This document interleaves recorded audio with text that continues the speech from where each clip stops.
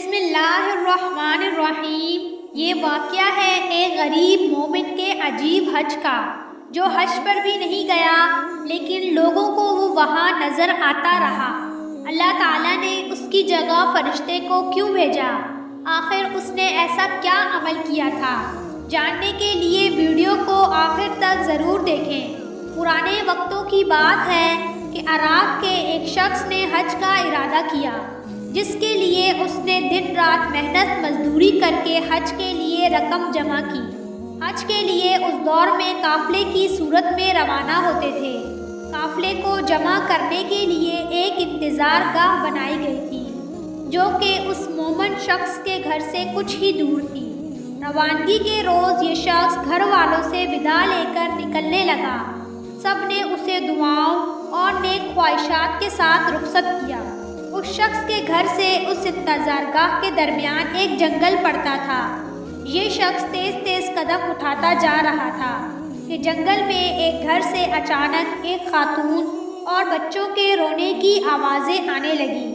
ان آوازوں میں اتنا درد تھا کہ اس مومن شخص سے رہا نہ گیا اور وہ گھر کے قریب گیا اور کان لگا کر کھڑا ہو گیا۔ تو اس نے سنا کہ وہ خاتون رو بھی رہی تھی اور ساتھ ہی ساتھ اپنے بچوں سے کہہ رہی تھی کہ بیٹا، آج میرے پاس تمہیں کھلانے کے لیے کچھ بھی نہیں ہے۔ جو کچھ تھا وہ کل رات ہی ختم ہو گیا تھا۔ بچے بھوک کی شدت سے بلک بلک کر رو رہے تھے اور دوسری طرف کسی غیبی مدد کے منتظر بھی تھے۔ آخرکار اس مومن شخص نے آسمان کی طرف نگاہیں کی اور ہاتھ بلند کر کے اللہ تعالیٰ سے کہنے لگا کہ یا اللہ، آج میں عجیب دوراہے پر کھڑا ہوں۔ ایک طرف تیری عظیم عبادت ہے اور دوسری طرف یہ بے بس خاندان ہے۔ نہ میں تیری عبادت چھوڑ سکتا ہوں اور نہ ہی ان لوگوں کو اس حال میں چھوڑ سکتا ہوں۔ اے میرے رب، تو حکمت والا ہے، تو ہی میری رہنمائی کر کہ میں کیا کروں۔ اگلے ہی لمحے اس شخص نے گھر کے دروازے پر دستک دی۔ خاتون نے دروازہ کھولا تو وہ شخص کہنے لگا، بی بی، میں نہیں جانتا کہ تم لوگ کون ہو۔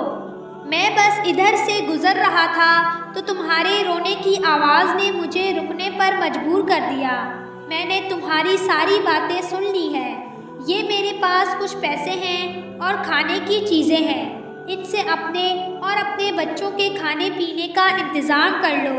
وہ خاتون روتے ہوئے بولی، اے اجنبی، پچھلے دنوں میرے شوہر کا انتقال ہو گیا تھا، تبھی سے ہم پر مصیبتوں کے پہاڑ ٹوٹ پڑے ہیں۔ آپ کی بہت مہربانی جو آپ نے ہم پر اتنا رحم کیا۔ اللہ آپ کی دلی مراد پوری کرے۔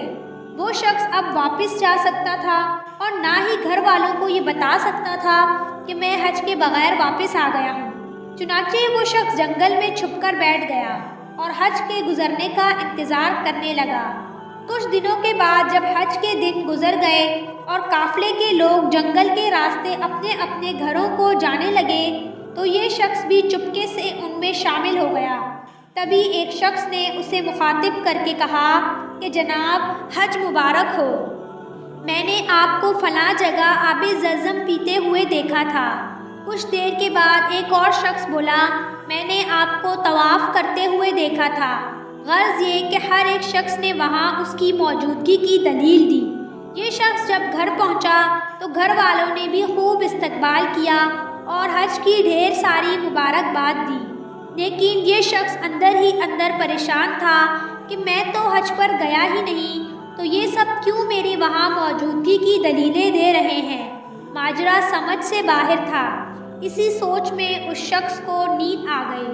خواب میں اسے بشارت ملی کہ اے نیک دل شخص، تم نے حج جیسی عظیم عبادت کو چھوڑ کر مخلوق خدا کی مدد کی ہے۔ اس کے بدلے میں اللہ تعالیٰ نے تمہاری شکل کے ایک فرشتے کو تمہاری جگہ بھیجا، اور یہی نہیں، فرشتے کے حج کا ثواب بھی تمہیں ملے گا۔ سبحان اللہ۔ کہتے ہیں کہ اللہ تعالیٰ نیت دیکھتا ہے، بے شک عمل کا دار و مدار نیت پر ہے۔ ویڈیو اچھی لگی ہو تو ویڈیو کو لائک شیئر ضرور کریں، کامنٹ میں اپنی قیمتی رائے کا اظہار بھی کر دیں اور چینل کو سبسکرائب کریں۔